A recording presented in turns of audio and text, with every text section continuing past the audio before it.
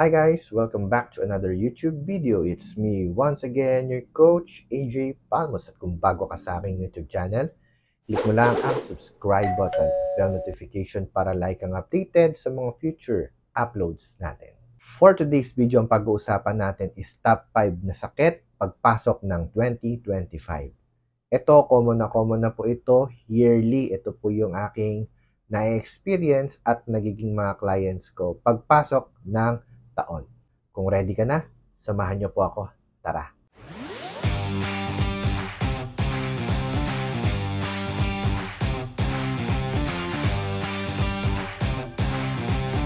Taon-taon, lagi ko po itong na-experience, kaya ginawan ko po ito ng video. Ano nga ba yung top 5 na sakit na usual na na-encounter ko pagpasok ng bagong taon?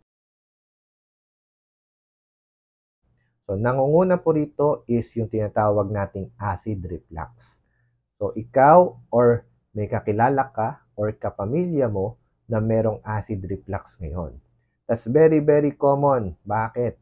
Dahil doon sa maraming pagkain at inumin na kinain natin during the past holidays.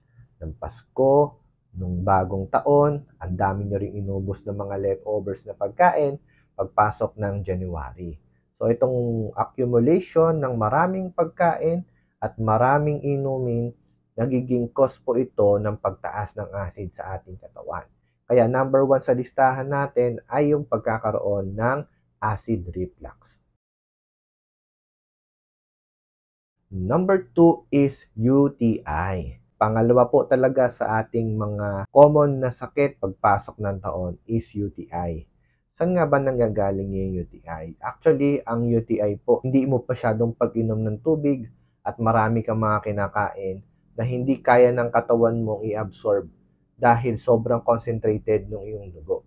Meaning, kakulangan po ito sa tubig at masyadong pagkain ng matataba, maaalat, at masisebong mga pagkain. So, nag-accumulate po yan during holidays dahil marami nga po tayong mga kinakain and therefore, common po ang UTI sa panahong ito. Actually, ilan na po yung mga nakausap natin starting first week ng January, puro ganito po yung mga complaints nila. Kaya sinama po natin ito dito sa ating video para maging awareness na po para po sa lahat. Number 3 is obesity, yung pagtaba o yung pagbigat natin. Common na po yan. Basta po pagdating ng bagong taon, ang laging New Year's resolution natin is magpapapayat na ako. Pero ano nangyari? Pagdating ng another December, mataba ka pa rin. Why? It's because wala tayong control sa pagkain. Naintindihan po natin na masarap mag-celebrate during that past holidays na dumaan. But this year, dapat gumawa tayo ng mga bagong way para po maalis natin lahat ng mga sobra-sobrang inaccumulate ng ating katawan. At yun po ay sa pamamagitan ng pag-exercise at pag-take ng mga supplements na makakatulong para i-flush out yung mga basura sa ating katawan. Number 4 is trangkaso. Very, very common po na pagpasok pa lang po ng bagong taon. Yan, ang dami na pong may ubo, ang dami na pong may sipon, may mga lagnat. So, common po yan pagpasok po ng January up to February. Bakit? Kasi ang mga tao, happy, enjoy, puyat dito, puyat doon, inom dito, inom dyan, kain dito, kain dyan. So, lahat ng mga na-accumulate natin, lalo na nakalanghap tayo ng mga usok noong bagong taon.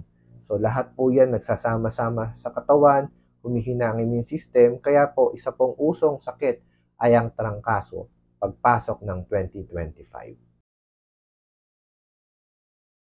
At number 5, ito po, sakit po ito actually ng lahat, cancer. Cancer sa bulsa.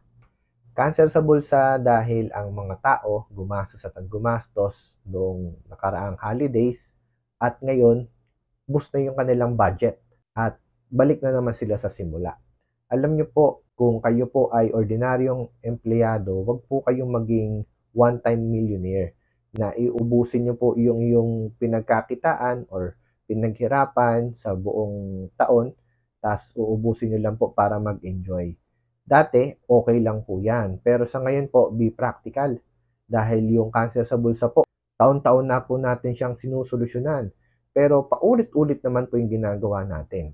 Lagi niyong tatandaan, kung ano lang po yung kaya ninyo, yun lang po yung ibigay ninyo. Dahil taon-taon, lumalaki po yung mga gastusin natin. So, dapat nakakapag-save po tayo para sa mga mas magagandang bagay na paglalaanan ng ating mga pera.